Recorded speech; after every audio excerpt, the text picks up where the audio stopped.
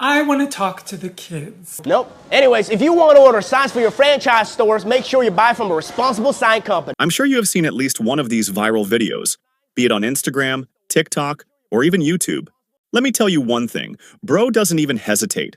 You walk into your new classroom to meet your teacher and you see me. What's the first thing that comes to your mind? I'm homeschooling. Anyways, if you want to order signs for your franchise store... Tony, aka Tony the Sign Guy, or Tony LC Sign, is a digital marketer who makes hilarious and entertaining LED sign sales videos. I think you already know why Tony went viral. Well, Tony says what conservatives or people are thinking, and his hilarious reactions resonate with a large audience. The way he roasts and destroys people would be considered offensive and downright violation by many. But that doesn't apply to Tony. Tony often uses various accents, including a thick Southern accent and even impressions of Donald Trump, which have made his videos go viral on platforms like TikTok and Instagram. His catchphrase, "What's up, homie, it's Tony," has become widely recognized. I do feel like Tony is kinda similar to KB Lame.